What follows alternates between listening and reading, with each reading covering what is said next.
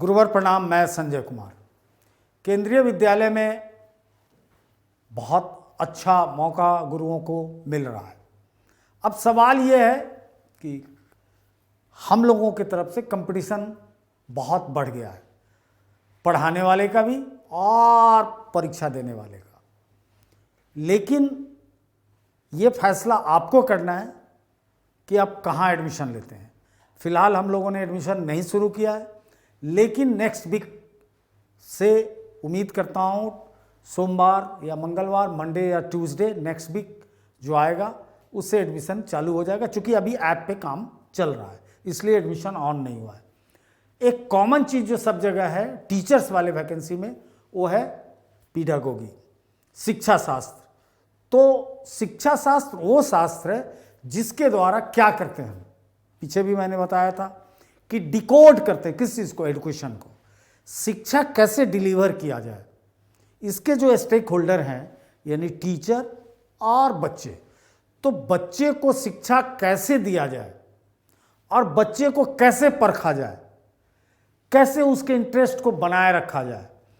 तो शिक्षा देने की प्रक्रिया, बच्चे को समझना यानी उसके मनोविज्ञान को समझना, और शिक्षा का जो दार्शनिक परिप्रेक्ष्य है, जो फिलॉसफिकल एस्पेक्ट है, उसके द्वारा चीज़ों को डिलीवर करना। तो ये जब तीनों चीज़ें मिलती हैं तब जाके एक चीज़ बनता है, उसको पीडागोगी बोलते हैं। अब इसका दायरा है कि फिलॉसफर्स को भी पढ़ने हैं, दार्शनिक को पढ़ने के बाद आपको साइकोलॉजिस्ट को भी पढ़ने हैं, और एडुकेशनिस्ट जिन्होंने शिक्षा पे काम किया है, दोनों को मिला के। तो दायरा बड़ा बन जाता है।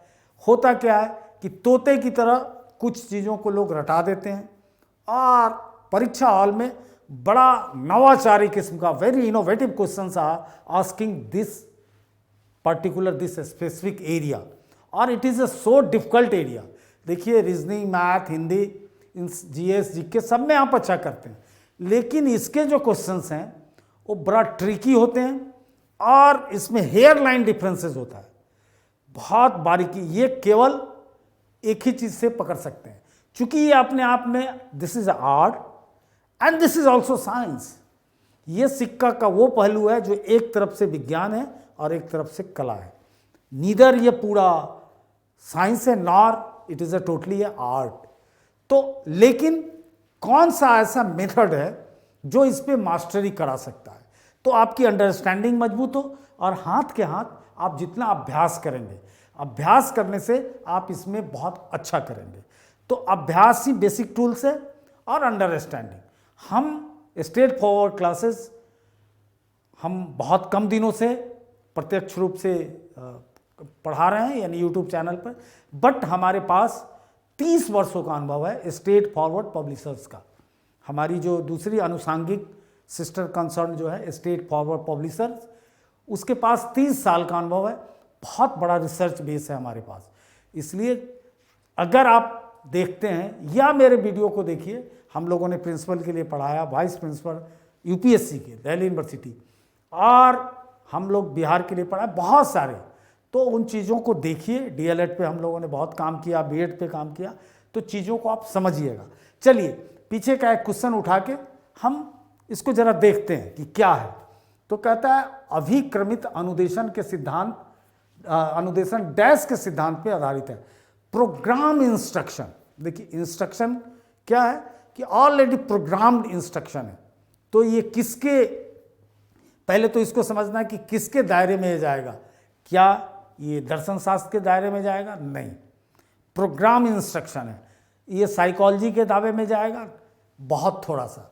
साइकोलॉजी का कैनवास होगा, बैकग्राउंड होगा, लेकिन ये टोटली एडुकेशनिस्ट शिक्षाविद के हवाले से जाएगा कि मनोविज्ञान के का एक तरह से बैकग्राउंड लेते हुए या एक छौंका लगा के शिक्षाविद ने, एडुकेशनिस्ट ने इस चीज़ को फाइंड आउट किया, इस चीज़ को प्रोग्राम्ड किया, इस इंस्ट्रक्शन को।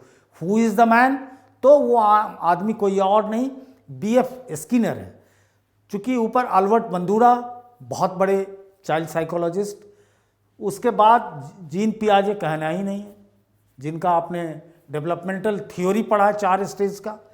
बीएस ब्लूम बहुत बड़े, एक तरह से ब्लूम बेसिकली ये कंटेंट के मास्टर है। ब्लूम कैसे किसी चीज़ को, कंटेंट को कैसे परोसा जाए, यानी किताब जो आप पढ़ते हैं उसमें पढ़ने के तरीके कैसे होने चाहिए, उस पर ब्लूम का बहुत बड़ा योगदान है। तो ब्लूम भी शिक्षाविद हैं और स्किनर दोनों के बीच आते हैं, मनोविज्ञान के बीच भी आते हैं, शिक्षाविद के बीच। जीन पियाजे टोटली मनोवैज्ञानिक सोच के बहुत ही ब्रिलियंट व्यक्ति हैं, जिनका बहुत बड़ा योगदान है, खासकर स्कूली शिक्षा में कोई मुकाबला नहीं है। और अल्बर्ट बंदूरा जो मनोवैज्ञानिक हैं। नेक्स्ट क्वेश्चन, ये आया हुआ क्वेश्चन है किसी साल का। अब एसर्शन एंड रीजन का क्वेश्चन है। अब एसर्शन एंड रीजन होता क्या है?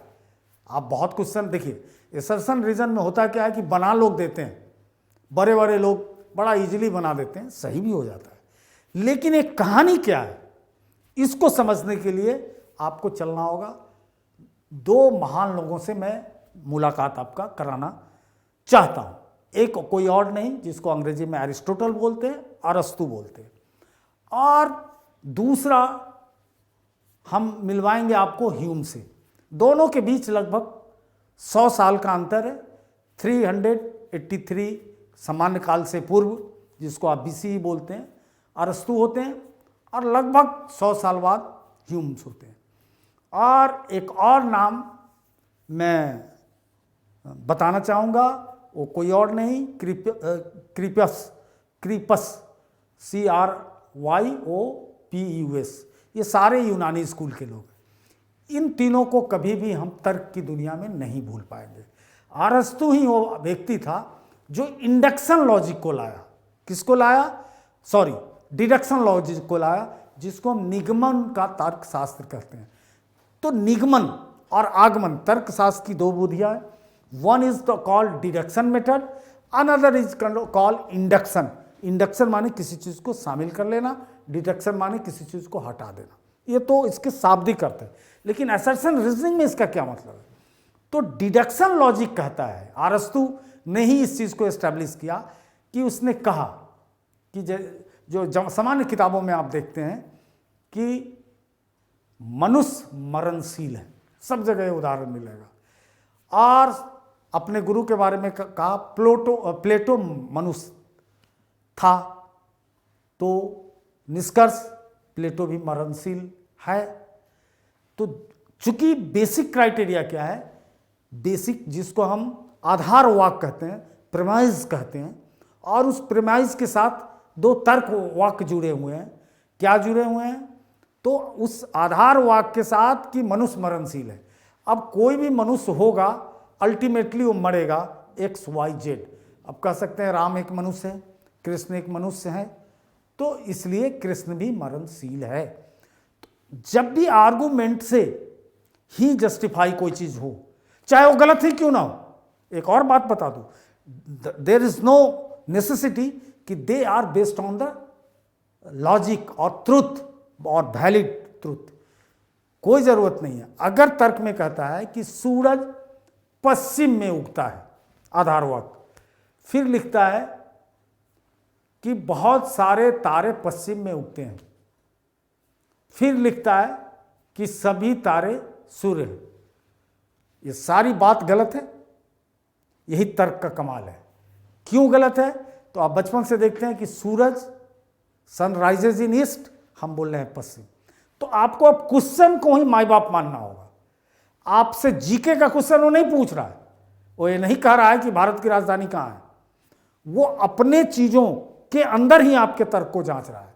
तो कह दिया कि अगर सूरज पश्चिम में उगता है और सभी तारे पश्चिम में उगते हैं, निष्कर्ष सभी तारे सूर्य हैं।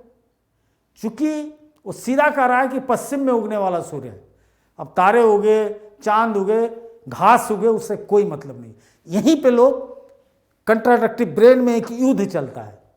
तर्क क्या करता है कि इसका पाथ जो है वो दो धारी तलवार की तरह है, टू एज स्वॉर्ड, कि इतना धारदार है दोनों ओर से कि आदमी कन्फ्लिक्ट में फंसता है एक ट्रुथ से। तो आपको पहले दिमाग को मेकअप करना है। जो स्ट्रेट फॉरवर्ड कराता है आपके दिमाग को लॉक कर देंगे कि ट्रुथ आपको कुछ नहीं जानना है, उस कॉपी में जो लिखा हुआ है वो प्रश्न है, उसके उत्तर है। कभी जिंदगी में इंडक्शन रीजनिंग के क्वेश्चन डिडक्शन रीजनिंग के क्वेश्चन कभी भी जल्दी गलत नहीं होंगे। इंडक्शन क्या है?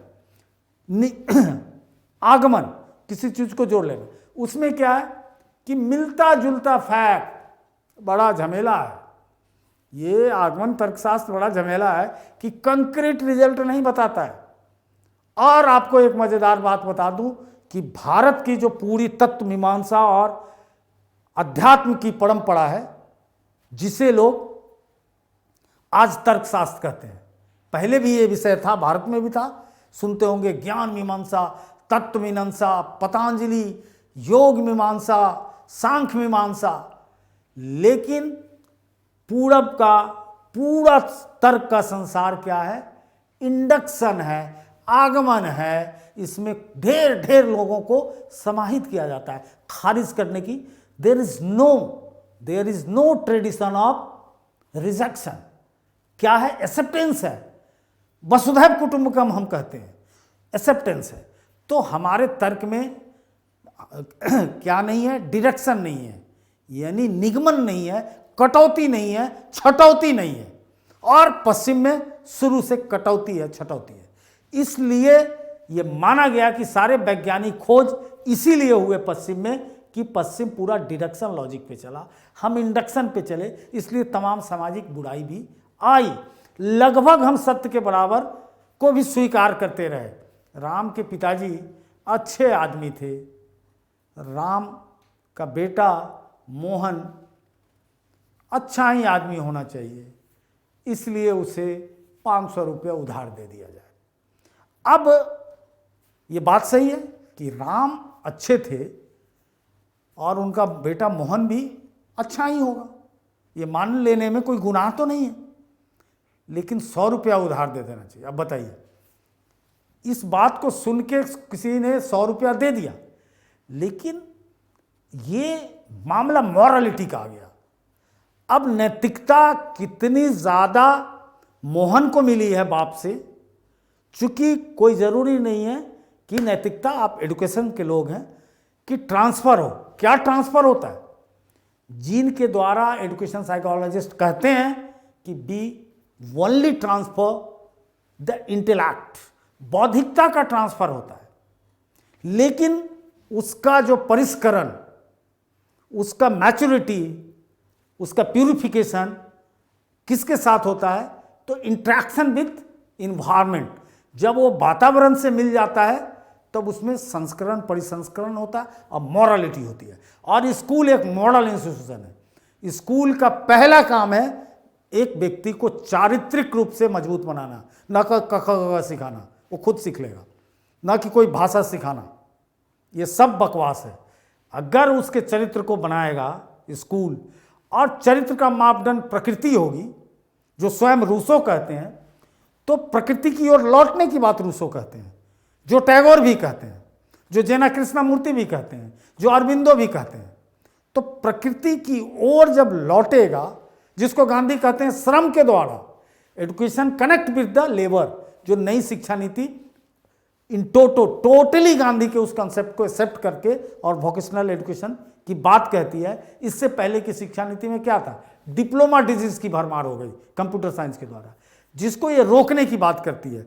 वेरी अर्ली स्टेज से वोकेशनल कंपल्सरी करने जा रही है, ये कर दी है। तो आपको ये कंट्राडिक्टरी को समझना होगा। असर्शन रीजनिंग बनाने में कभी गलती नहीं होगी। उसके बाद एक एडवांस स्टेज 3-4 आते हैं, जिसमें एक पैर फ्रेजिंग का है, जिसको आप धोखे से पैराफ्रेजिंग लोग बोलने लगते हैं, PARA, पैराफ्रेजिंग। वो क्या है? जो अभी मैं क्लास में बोल रहा हूँ, दिस इज कॉल्ड पैराफ्रेजिंग। क्यों पैराफ्रेजिंग है? कि किसी बात को समझाने के लिए चीज़ों को रिपीट करना, ढेर सारे उदाहरण देना, दिस इज पैराफ्रेजिंग। उसमें लॉजिक में बड़ा कंफ्यूजन हो जाता है कि एक मेन तथ्य को 5-6 तर्क दे दिए जाते हैं, आर्गुमेंट, मोर देन 6 और 7 आर्गुमेंट। अब उसको सिस्टमेटिक क्रम में सजाना पड़ता है, तो बड़ा कंफ्यूजन है। एक होता है कि 3-4 स्टेटमेंट हैं, कथन है या प्रस्ताव है, जो हिंदी में कह लीजिए, लेकिन आर्गुमेंट को कभी तर्क मत कहिएगा। दो चीज तर्क शास्त्र में सदैव याद रखिएगा कि गलती से भी आर्गुमेंट को तर्क ना कहेंगे, ना बयान कहेंगे, आर्गुमेंट ही समझिए। ट्रांसलेशन के चलते आधे लोगों की रीजनिंग कमजोर हो जाती है। दूसरी गलती कभी ना करें कि प्रोपोजिशन जो होता है उसको आप प्रस्ताव समझें, कभी नहीं, उसको आप तर्क वाक्य समझें। तो कथन जो स्टेटमेंट है या प्रेमाइजेस है, आधार वाक्य है, तो आधार वाक्य से अब 3-4 उसके सपोर्टिव आर्गुमेंट हैं, कंक्लूजन है, निष्कर्ष है। अब उसको अरेंज करना या ये डिक्लेयर नहीं करना आधार वाक्य क्या है, कंक्लूजन क्या बनेगा, तो वहाँ पे वेन डायग्राम बना के मदद मिलती है। वो रीजनिंग वाले भी बताएंगे और मैं भी बताऊंगा जब खासकर ऐसे प्रश्न आएंगे। तो ये सबसे टेढ़ा माना जाता है। तो असर्शन क्या है, आग्रह क्या है? Principle learning is an important aspect of learning in the classroom. सिद्धांत अधिगम, प्रिंसिपल लर्निंग कक्षागत अधिगम का एक महत्वपूर्ण पक्ष है। तो प्रिंसिपल लर्निंग में क्या आ गया कि किसी सिद्धांत को पढ़ाना। पहले हम क्या करते हैं कि कोई भी चीज़ जब पढ़ाते हैं तो उसके सिद्धांत को पढ़ाते हैं। भाषा ही हम पढ़ाते हैं, बहुत दूर मत जाइए। तो भाषा का एक सिद्धांत है, क्या है वो? ग्रामर है, व्याकरण है। उस सिद्धांत को पढ़ाए। तो इसमें कोई दो मत नहीं है कि कक्षागत अभिगम का एक महत्वपूर्ण पक्ष है।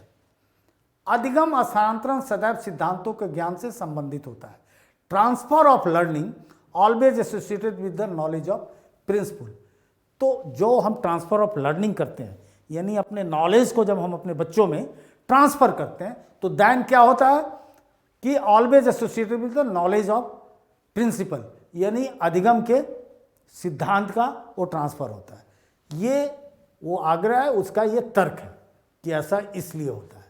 अब देखिए, अब इसके आंसर के लिए 4 हमारे पास विकल्प दिए गए हैं कि उपरोक्त 2 कथनों के संदर्भ में निम्नलिखित में से क्या, which one is the right.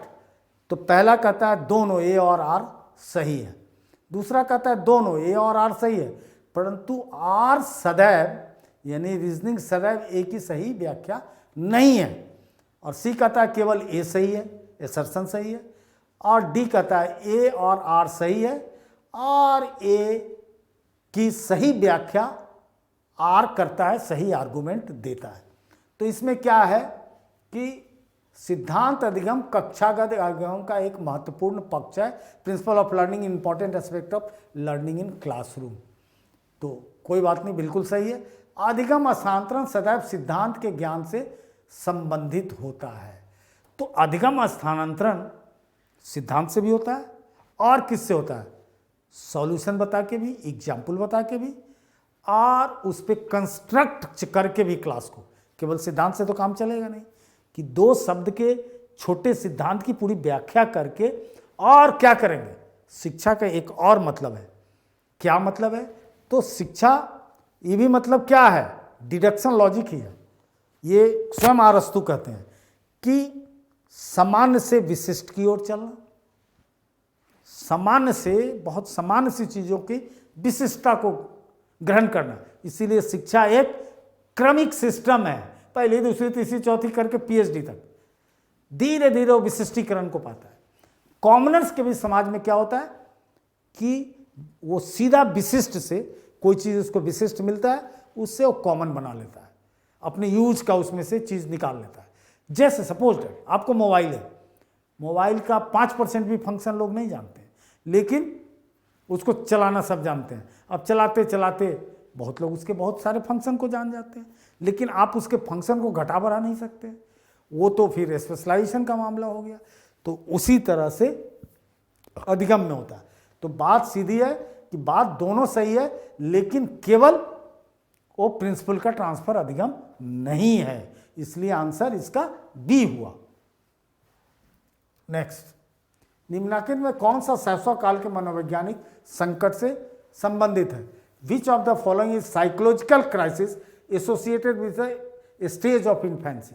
अब यहाँ पे जीन पियाजे हैं, दिख नहीं रहे, उनका नाम नहीं है, लेकिन वही है क्वेश्चन में।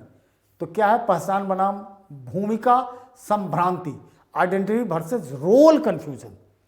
दूसरा है विश्वास बनाम अविश्वास, ट्रस्ट वर्सेस मिसट्रस्ट। स्वायत्ता बनाम शर्म और शंका, autonomy versus same and doubt.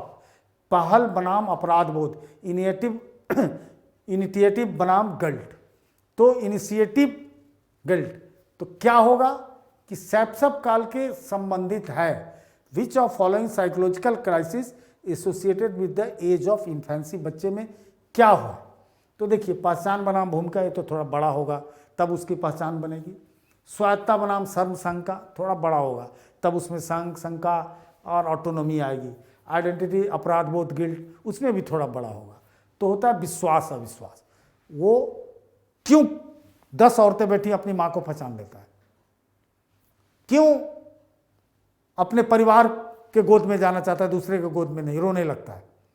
चूंकि उसको ट्रस्ट हो चुका है डे वन से ही, धरती पे जैसे ही आया तो समझ गया कि हमारे रक्षक दल कौन है। पहली माँ, धीरे धीरे एक दो के गया, कुछ स्मेल करता गया, समझता गया अच्छा ये मेरी दादी, ये लोग हमारे रक्षक हैं, और दूसरे को देख के भागता है, डरता है। बेसिकली छोटा बच्चा डर में है, भय में है, अविश्वास में है। वही बड़ा हो जाता है तो शर्म आने लगती है। बड़ी अच्छी कहानी याद आ गई, काबुली वाला जरूर पढ़िएगा। बड़ा अच्छा बाल मनोविज्ञान को बताया है कि मिन्नी को जब वो काबुल से आते थे सर्दियों के दिन में ड्राई फ्रूट बेचने, तो मिन्नी दौड़ के जाती थी और उस पठान से मिलती थी, वो भी कुछ खिलाता था। बाद में आवाज़ दी तो मिन्नी शर्माने लगी, फिर मिन्नी की शादी हो गई। तो एज के साथ चीज़ें कैसे चलती है, तो बाल मनोविज्ञान को समझने के लिए टैगोर की ये कहानी बहुत अच्छी है, या ताई ज्ञानेंद्र की जरूर पढ़िएगा। ये सारी चीज़ें पढ़िएगा तो प्रैक्टिकल नॉलेज आपका बढ़ जाएगा। चलिए, रचनात्मक परिप्रेक्ष्य अधिगम को संदर्भित करता है। Constructive perspective refer to learning as, क्या करता है। देखिए, लर्निंग के जो डिफरेंट पर्सपेक्टिव है उसमें बड़ा इंपॉर्टेंट है कंस्ट्रक्टिव पर्सपेक्टिव। तो बच्चों की स्मृति में संग्रहित सूचना से, विकासात्मक योग्यता से, होने वाले व्यवहार के संभाव्यता से, अनुभव द्वारा निर्मित समेकन से। Interpretation constructed from experience, probability of occurrence of behaviour, development ability, information storage in child memory. तो कंस्ट्रक्टिव कैसे करेगा, तो बेसिकली जो चौथा है कि इंटरप्रिटेशन कंस्ट्रक्शन फ्रॉम एक्सपीरियंस। जैसे ही कोई चीज़ को आदमी एक्सपीरियंस करता है, यानी कर कर के उसको करता है, वो जीवन भर वही कंस्ट्रक्टिव लर्निंग है, उसका कोई मुकाबला नहीं है, उसको वो कभी नहीं भूलता है। वो चाहे वो मशीन सीखने की चीज़ हो, चाहे एक साइकिल सीखना हो, चाहे क ख ग घ सीखना हो, एक चित्रकारी बनाना हो, कुछ भी करना हो, जब वो टेढ़ी लाइनें खींचने लगेगा तब जाके एक दिन वो सीधा खींच देगा। This is the importance of constructive learning. एक संप्राप्ति परीक्षा के रूप में क्या स्पष्ट प्रदर्शित नहीं। In the blueprint of the achievement test which of following aspect is not clarity visible. कौन सा है ब्लू प्रिंट ऑफ अचीवमेंट, संप्राप्ति परीक्षा, मतलब अचीवमेंट प्राप्ति भी कह सकते हैं, ये अपनी सेंट्रल स्कूल की भाषा है। रूपरेखा में क्या क्या स्पष्ट प्रदर्शित नहीं होता है। तो प्रश्नों की विषय वस्तु, प्रश्नों का उद्देश्य, प्रश्नों की कठिनाई स्तर, प्रश्नों का प्रकार। तो क्या है, विषय की विषय वस्तु बिल्कुल क्लियर होता है, इसमें कोई दिक्कत नहीं है। प्रश्नों का उद्देश्य बिल्कुल क्लियर होता है, और प्रश्नों के प्रकार बिल्कुल क्लियर होता है कि किस प्रकार का है, दीर्घ उत्तरीय है, लघु उत्तरीय है, वस्तुनिष्ठ है, या प्रश्न का क्या उद्देश्य है, क्या जानना चाहता है। कि किसी मैथ का कोई क्वेश्चन है तो उसका पूरा ड्राइव करके आंसर वो जानना चाह रहा है। प्रश्नों की विषय वस्तु क्या है, सब्जेक्ट कंसर्न एरिया क्या है, वो भी है। लेकिन कोई प्रश्न कितना कठिन है ये बड़ा मुश्किल है। एक ही प्रश्न को अगर एक कक्षा में दिया जाए तो कम से कम 10% बच्चे फटाफट कर देते हैं, और कुछ बड़ा मुश्किल में फंस जाते हैं, कुछ थोड़ा देर लगा के करते हैं। तो एक चीज़ किसी के लिए कठिन है, दूसरा किसी के लिए ईजी हो सकता है। तो कितनी उसकी तैयारी है, कितना अंडरस्टैंडिंग है, उस पर डिपेंड करता है। नेक्स्ट, संस्थागत नियोजन के संदर्भ में सही क्रम चुनिए। Choose the correct sequence of the context of institutional planning. यानी क्या हो गया कि आप अब एक प्रिंसिपल क्या है, प्रिंसिपल कैप्टन है स्कूल का, तो उस कैप्टन साहब के पास स्टेक होल्डर है। क्या स्टेक होल्डर है?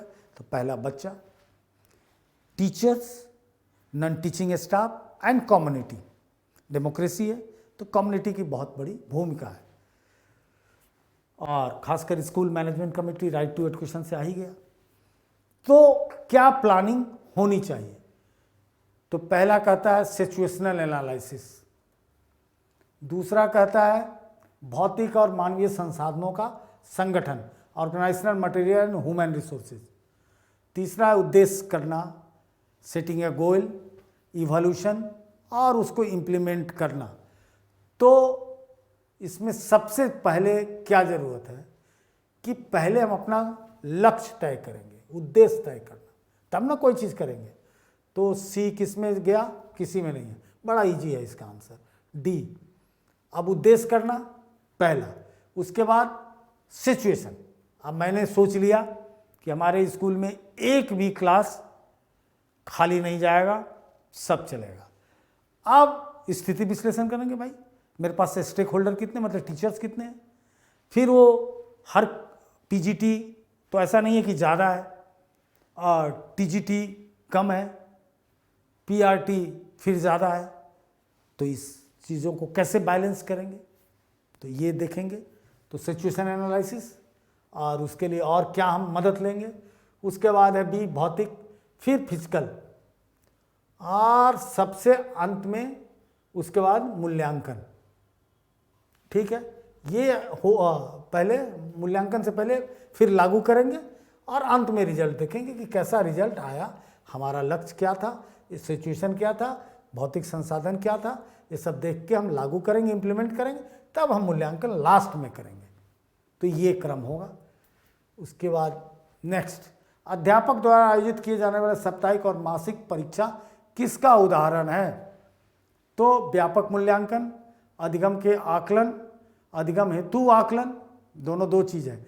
Comprehensive evolution, assessment of learning, assessment for learning. चूंकि साप्ताहिक और मासिक परीक्षा है तो असेसमेंट फॉर लर्निंग होगा, यही वार्षिक परीक्षा हो जाएगा तो असेसमेंट ऑफ लर्निंग हो जाएगा कि कैसा चल रहा है, लर्निंग कैसे चल रही है, क्या हमको प्लानिंग चेंज करने की ज़रूरत है, क्या कैसे बच्चे को कितना और हेल्प करना है, कितना टीचिंग लर्निंग मटेरियल लाना है। चाइल्ड सेंट्रिक अगर हम क्लास ले रहे हैं लेकिन कहीं ना कहीं हमारे लेसन प्लान या हमारी ऑब्जेक्टिविटी में दिक्कत है तो उन चीज़ों को देखना है।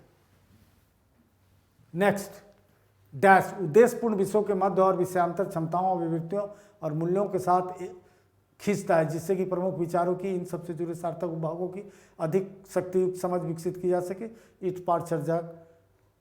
इस पाठचर्या का उपागम का नाम है dash, purposefully draw together skill, attitude, value within or across subject area to develop a more powerful understanding of key ideas. Component are connected in meaningful ways.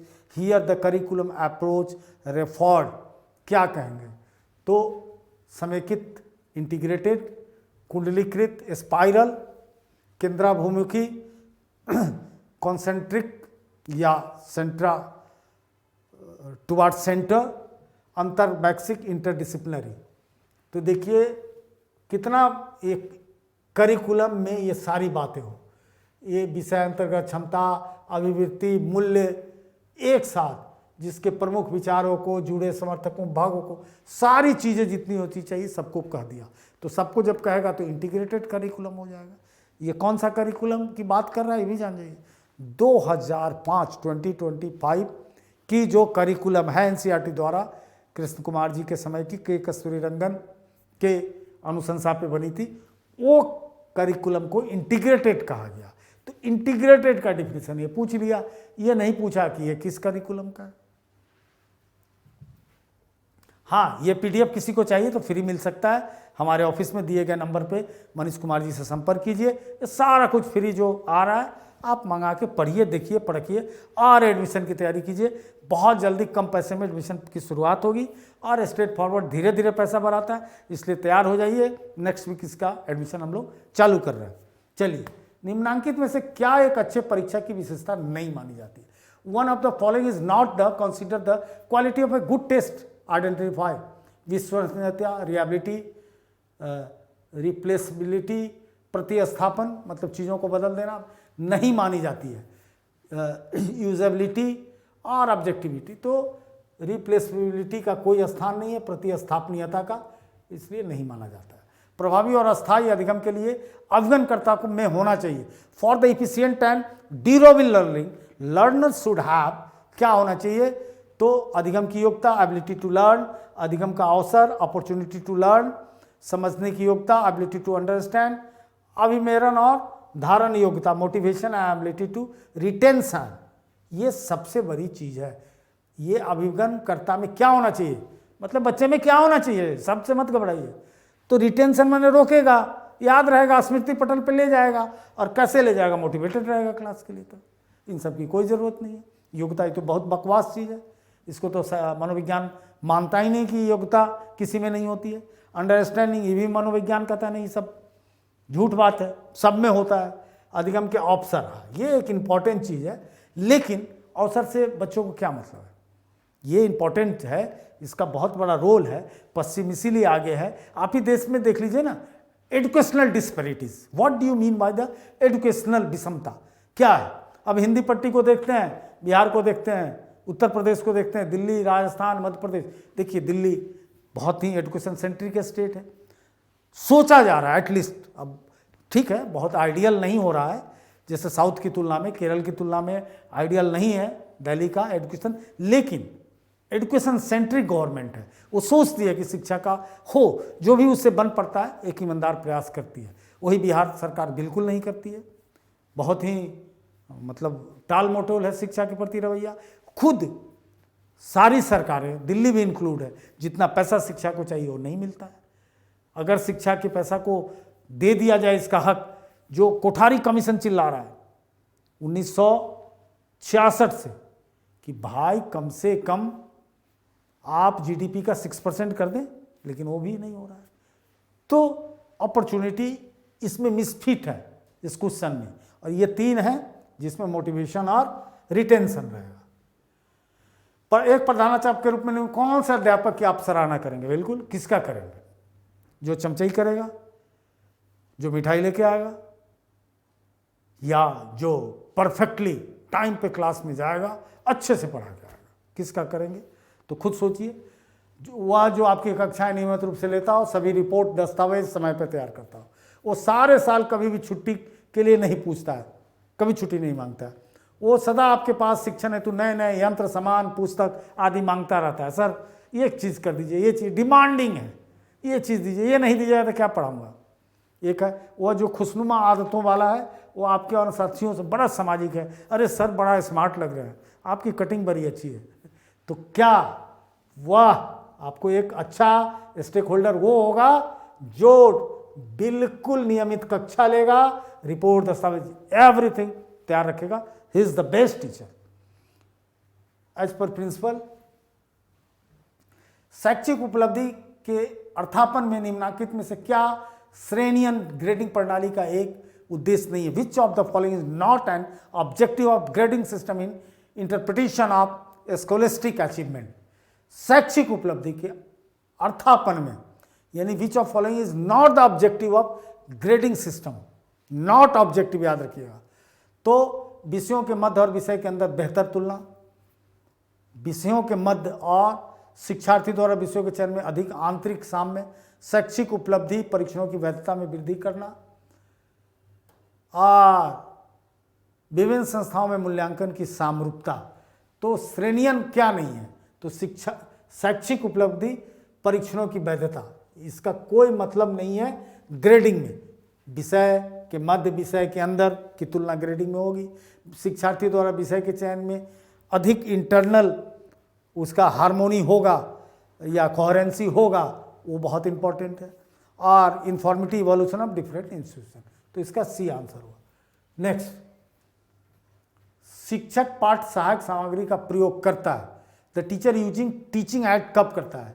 शिक्षण के समय को कम करने में, कक्षा को आमोद प्रमोद युक्त बनाने में, शिक्षार्थियों का ध्यान बढ़ाने में, शिक्षार्थियों के समझ के स्तर के अंतर्गत शिक्षण करने में तो नहीं, ध्यान बढ़ाने में, फॉर इंक्रीजिंग स्टूडेंट अटेंशन। ये बहुत जरूरी है ध्यान बढ़ाना बच्चों का। एक प्रशासक के रूप में एक प्रधानाचार्य में एक के अतिरिक्त अनेक गुण के संयोग होते हैं। ऐसे संयोग बताइए जो इससे पृथक हो, जो बहुत सारा है लेकिन उससे अलग हो। एज एन एडमिनिस्ट्रेटर और principal will have various combination of following quality except one. Identify the odd combination. तो किसको छांटेंगे? शैक्षिक दृष्टि, संरचना का साथ ही शिक्षक की आस्था, educational vision, constructive attitude, faith in fellow teacher, बहुत अच्छी चीज़ है।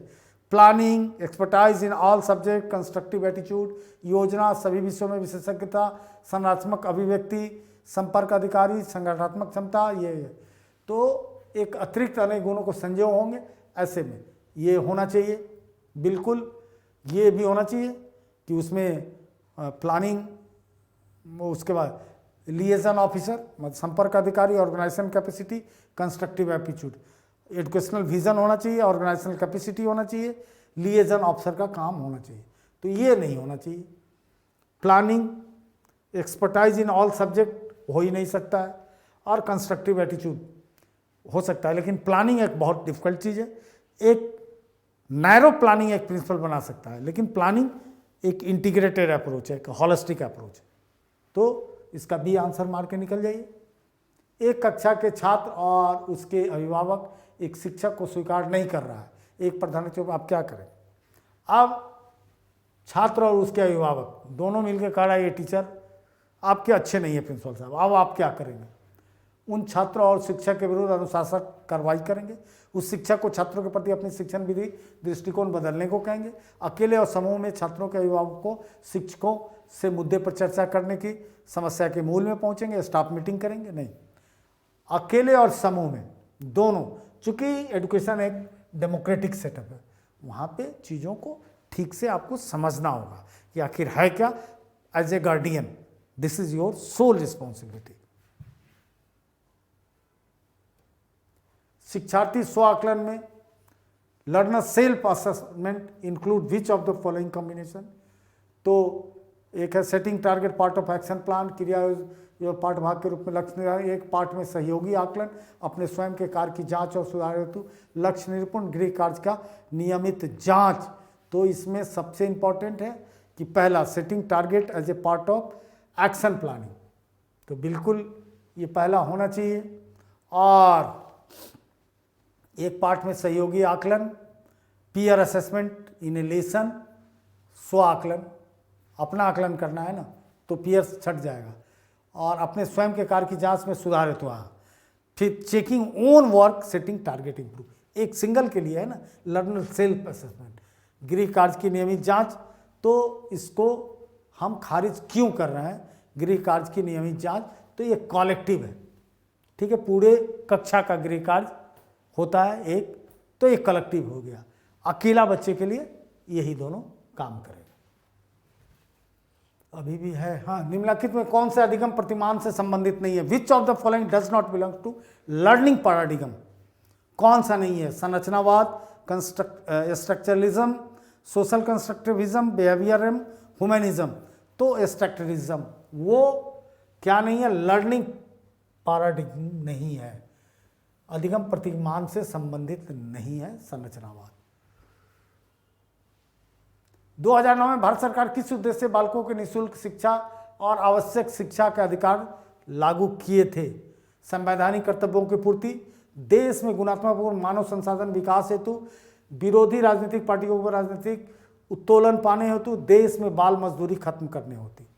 Fulfilling the constitutional obligation, development quality manpower in country, getting political leverage of the opposition party, abolishing child labour. देखिए, ऑब्जेक्टिव क्वेश्चन की एक और खासियत होती है, कई बार सब आंसर सही लगेंगे, तो मोस्ट सही कौन है?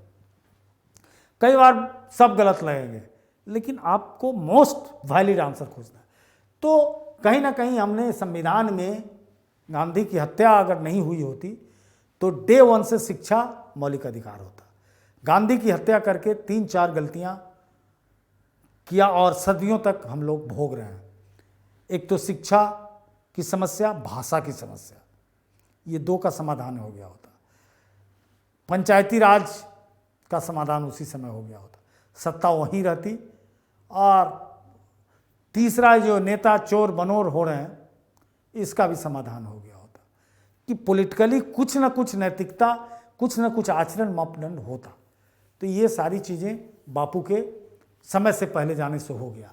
तो हमने संविधान में सोचा है, अभी गरीब देश हैं, अब भी हम इसको मौलिक अधिकार में ना लाके कहाँ रखेंगे, तो संविधान के डीएस में, directive principle of DPS states, राज्य के नीति निदेशक तक आर्टिकल 45 में इसको रखा गया। और समय आएगा जल्दी से जल्दी इसको हम करेंगे, चूंकि ये केवल आज़ाद भारत की ख्वाहिश नहीं थे, ये ख्वाहिश कांग्रेस के विभिन्न मोर्चे पर स्वयं गोखले ने कांग्रेस के अध्यक्ष रहते हुए इस बात को उठाया।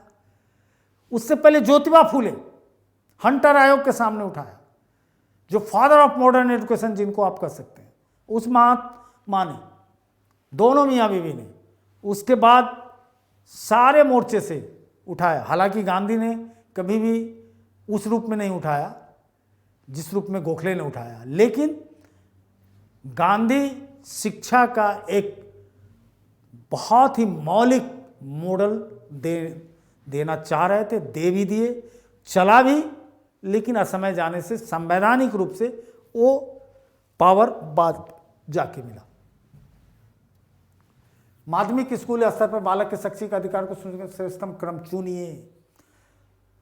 Choose the best sequence that ensure the educational right of the child at secondary school level. तो इसमें किसको चुन लिया जाए? विधि प्रावधान, making legal provision, best sequence that ensure educational right secondary level पे। तो सेकेंडरी लेवल पे राइट टू एजुकेशन का ही है क्वेश्चन है, ये मान लिए। मेकिंग लीगल प्रोविजन, पहले विधि बनाएंगे तब ना अधिकार होगा। तो पहला तो आंसर निकल गया ए। अब ए किसके खाते में है? तो डी के खाते में है। अच्छा, सी के भी खाते में। चलिए अब थोड़ा आगे बढ़ते हैं, इससे भी आंसर निकालना सीखिए। अब डी क्या कहता है इसका? अगर डी चेक करें, इस मुद्दे पर गोष्ठी, सम्मेलन, कार्यशालाओं का आयोजन करना। किस पे? कि शैक्षिक अधिकार सुनिश्चित करना, माध्यमिक स्कूली स्तर, ठीक है, राइट ऑफ सेकेंडरी एजुकेशन। अब इसमें सी कहता है बाल अधिकार हनन को रोकने होती सख्त निगरानी प्रणाली। इससे तो कोई मतलब शिक्षा का नहीं है, ये तो दूसरा मतलब है कि बच्चे के राइट से। और ये है कि हम प्रेशर ग्रुप बनाएं, हम इस पर करें कि भाई ये चीज़ दो, ये पावर दो, तो इस मुद्दे पर हम लॉबिंग करें। तो डी सही हो गया। तो चलिए ए और डी हो गया, डी किसी में नहीं है। इसी 2 से समय आपका बच गया। बहुत कम देर में 180 सवाल को हल करना है गुरुवर, इसलिए बहुत समझ के। अब इससे आपका काम चल गया, ज़्यादा मत पढ़िए, निकालिए। कुछ ट्रिकी भी बनी है, वो भी स्ट्रेट फॉरवर्ड सिखाएगा। निम्न स्कूली प्रधान कौन सा एक अच्छा शिक्षक नेतृत्व निकलेगा? Which of the following school principal will be emerging as a good education leader. ये लीडरशिप से जुड़ा है। तो पहला, a very social person with pleasing habits, एक अत्यधिक सामाजिक व्यक्ति जो खुशनुमा मिजाज का हो। एक अनुभवी अध्यापक जिसे एक बड़े विदेशी विश्वविद्यालय में नेतृत्व की, लीडरशिप की डिग्री लेके आया हो कैम्ब्रिज से, सदा टॉप करने वाला एक मेधावी अकादमिक विद्वान। क्या है? और throughout topper and meritorious academician, एक शिक्षक जिसको कक्षा परिणाम श्रेष्ठ हो। और teacher whose class result are excellent, एक सख्त कार्य लेने वाला व्यक्ति तथापि छात्र और शिक्षकों में लोकप्रिय। यही ना होगा सबसे बढ़िया, यही ना सबसे काम के मास्टर जी होंगे। तो इस तरह से क्लास से विदा दीजिए और संपर्क में रहिए। यूट्यूब पर देखिए, बहुत जल्दी क्लास ला रहा हूँ, और देखिए और दूसरे को दिखाइए। अगर अच्छा लगे तो इस चीज़ को आशीर्वाद दीजिए। जय हिंद।